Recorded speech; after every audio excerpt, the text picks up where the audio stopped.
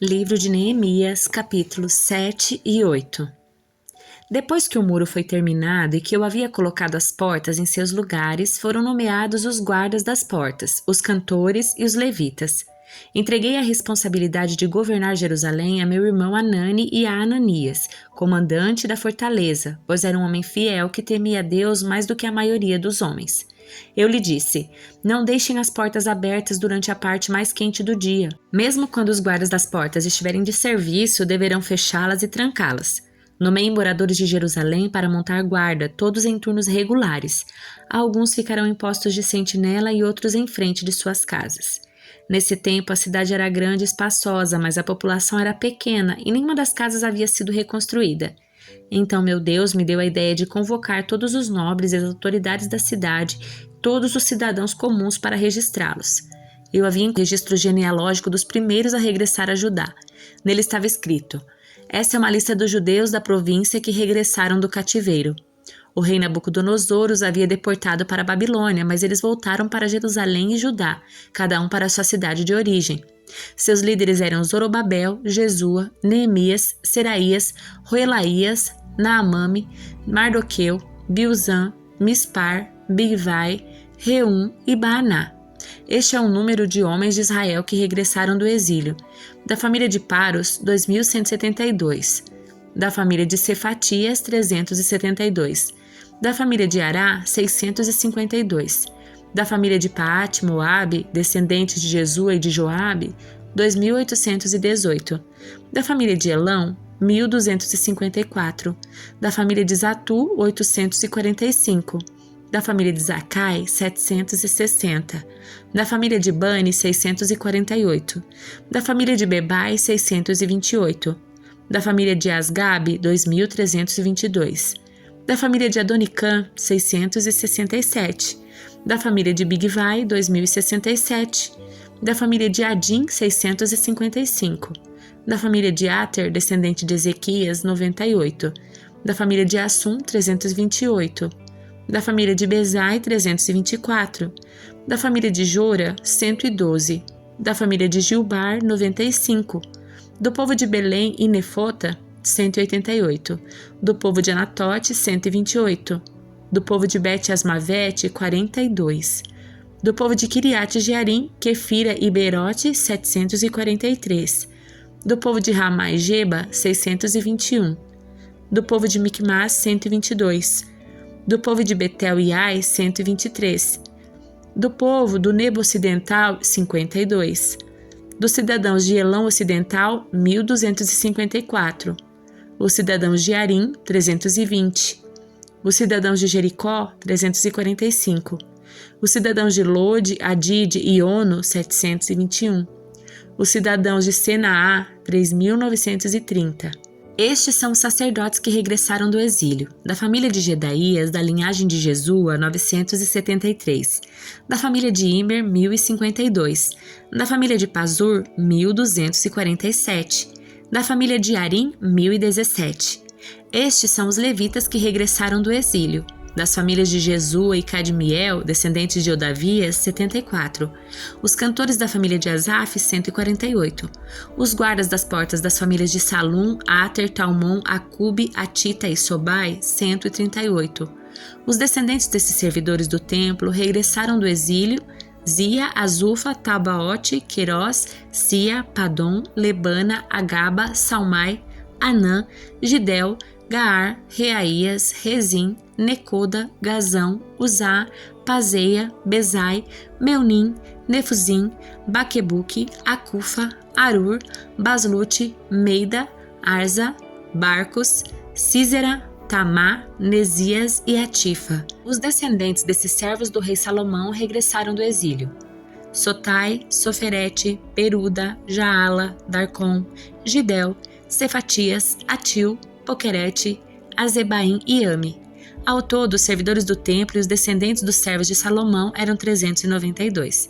Nessa ocasião, outro grupo regressou das cidades de Tel-Melá, Tel-Arza, Querube, Adã e Imer. Contudo, não puderam comprovar que eles ou suas famílias eram descendentes de Israel. Estavam nesse grupo as famílias de Delaías, Tobias e Necoda, 642 pessoas ao todo. Também regressaram as famílias de 3 sacerdotes, Abaías, Acós e Barzilai. Esse Barzilai havia se casado com uma mulher descendente de Barzilai de Gileade e assumido o nome da família dela. Procuraram seus nomes nos registros genealógicos, mas não os encontraram, por isso não se qualificaram para servir como sacerdotes. O governador ordenou que não comessem das porções dos sacrifícios separadas para os sacerdotes, até que um sacerdote consultasse o Senhor a esse respeito, usando o Urim e o Tumim. Portanto, os que regressaram para Judá foram 42.360, além dos 7.337 servos e servas e dos 245 cantores e cantoras. Levaram consigo 736 cavalos, 245 mulas, 435 camelos e 6.720 jumentos. Alguns dos chefes das famílias fizeram donativos para a obra. O governador deu à tesouraria o total de 8.600 quilos de ouro, 50 bacias de ouro e 530 vestes para os sacerdotes. Os outros líderes deram à tesouraria o total de 132 quilos de ouro, 1.320 quilos de prata. O restante do povo deu 172 quilos de ouro, 1.200 quilos de prata e 67 vestes para os sacerdotes. Assim, os sacerdotes, os levitas, os guardas das portas, os cantores, os servidores do templo e alguns do povo se estabeleceram perto de Jerusalém. O restante do povo regressou às suas cidades em todo Israel. Em outubro, quando os israelitas já haviam se estabelecido em suas cidades, todo o povo se reuniu como um só propósito na praça em frente às portas das águas. Pediram ao escriba Esdras que trouxesse o livro da lei de Moisés que o Senhor tinha dado a Israel. Assim, no dia 8 de outubro, o sacerdote Esdras trouxe o livro da lei perante a comunidade constituída de homens e mulheres e de todas as crianças com idade suficiente para entender. Ficou de frente para a praça, junto à porta das águas, desde o amanhecer até o meio-dia, e leu em voz alta para todos que podiam entender. Todo o povo ouviu com atenção a leitura do livro da lei. O escriba Esdras estava em pé sobre uma plataforma de madeira feita para a ocasião. À sua direita estavam Matitias, Sema, Anaías, Urias, Ilquias e Maazéias. À sua esquerda, Pedaías, Misael, Malquias, Assum, Rasbadana, Zacarias e Mesulão.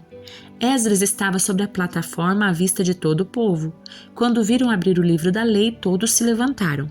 Esdras louvou o Senhor, o grande Deus, e todo o povo disse: Amém, Amém. Com as mãos erguidas, depois prostraram-se com o rosto no chão e adoraram o Senhor. Em seguida, os levitas Jesua, Bani, Serabias, Jamim, Acube, Sabetai, Odias, Maazéias, Quelita, Azarias, Josadabe, Anã e Pelaías instruíram o povo acerca da lei e todos permaneceram em seus lugares. Liam o livro da lei de Deus e explicavam com clareza o significado do que era lido e ajudavam o povo a entender cada passagem. Então o governador Neemias, o sacerdote e escriba Esdras e os levitas que instruíam o povo disseram: Não se lamentem nem chorem num dia como este. Hoje é dia consagrado ao Senhor, seu Deus, pois todo o povo chorava enquanto ouvia as palavras da lei. Neemias prosseguiu: Vão e comemorem com um banquete de comidas saborosas e bebidas doces e repartam o alimento com aqueles do povo que não prepararam nada. Este é um dia consagrado ao nosso Senhor. Não fiquem tristes, pois a alegria do Senhor é sua força. Os levitas também acalmaram o povo, dizendo: Aquietem-se, não fiquem tristes, hoje é um dia santo. Então o povo saiu para comer e beber numa refeição festiva, para repartir o alimento e celebrar com grande alegria, pois tinham ouvido e entendido as palavras de Deus. No dia 9 de outubro, os chefes de todas as famílias do povo, junto com os sacerdotes e os levitas, reuniram-se com o escriba Esdras para examinar a lei mais atentamente. Enquanto estudavam a lei, descobriram que o Senhor havia ordenado por meio de Moisés que os israelitas morassem em cabanas durante a festa a ser comemorada naquele mês. Ele tinha dito que se devia fazer uma proclamação por todas as suas cidades e em Jerusalém, para que o povo fosse até os montes apanhar ramos de oliveiras cultivadas e oliveiras silvestres, ramos de murtas, de palmeiras e de outras árvores frondosas. Deviam usar esses ramos para construir as cabanas, conforme prescrito pela lei. O povo saiu, cortou ramos e os usou para construir cabanas nos terraços das casas, nos seus pátios, nos pátios do templo de Deus, na praça junto à porta das águas e na praça junto à porta de Efraim.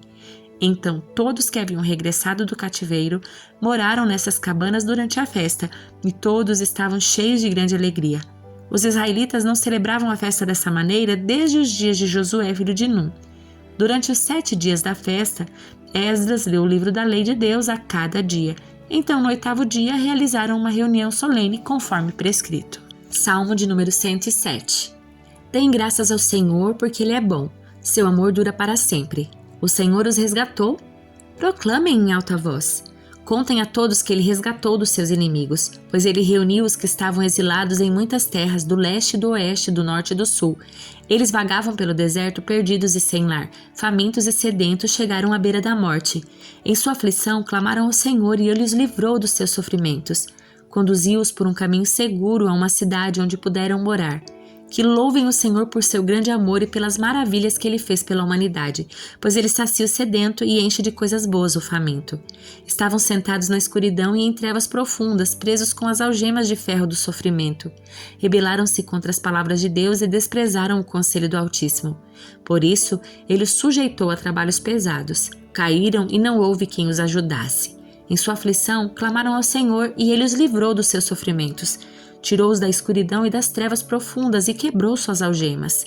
Que louvem o Senhor por seu grande amor e pelas maravilhas que fez pela humanidade, pois Ele quebrou as portas de bronze da prisão e partiu as trancas de ferro.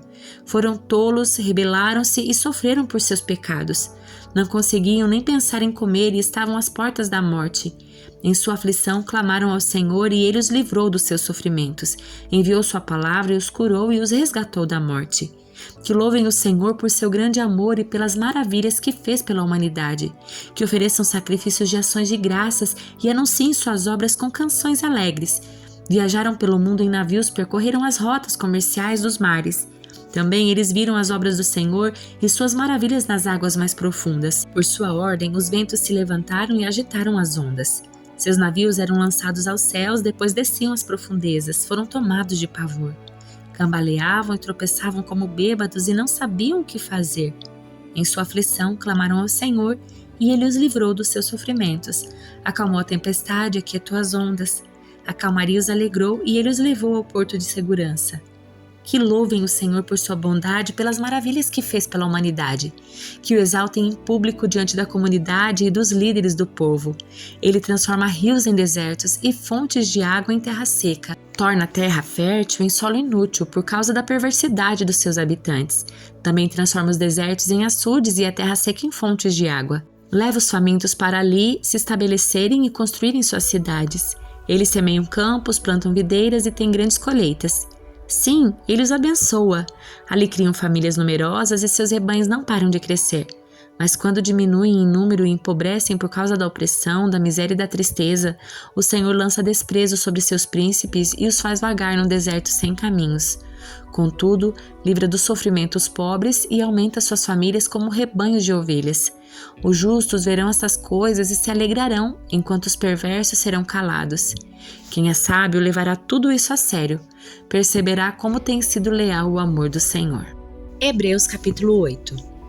O mais importante é que temos um sumo sacerdote sentado no lugar de honra à direita do trono de Deus, majestoso no céu. Ele ministra a lei no verdadeiro tabernáculo, o santuário construído pelo Senhor e não por mãos humanas. E visto que todo sumo sacerdote deve apresentar ofertas e sacrifícios, era necessário que esse sumo sacerdote também apresentasse uma oferta. Se ele estivesse aqui na terra, nem seria sacerdote, pois já existem sacerdotes que apresentam as ofertas exigidas pela lei. O serviço sacerdotal que eles realizam é apenas uma representação, uma sombra das coisas celestiais. Pois, quando Moisés se preparava para construir o tabernáculo, Deus o advertiu: cuide para que tudo seja feito de acordo com o modelo que eu lhe mostrei aqui no monte. Agora, porém, Jesus, nosso sumo sacerdote, recebeu um ministério superior, pois ele é mediador de uma aliança superior baseada em promessas superiores. Se a primeira aliança fosse perfeita, não teria havido necessidade de outra para substituí-la. Mas quando Deus viu que seu povo era culpado, disse: está chegando o dia, diz o Senhor, em que farei uma nova aliança com o povo de Israel e de Judá. Não será como a aliança que fiz com seus antepassados quando os tomei pela mão e os conduzi para fora da terra do Egito. Não permaneceram fiéis à minha aliança, por isso lhes dei as costas, diz o Senhor.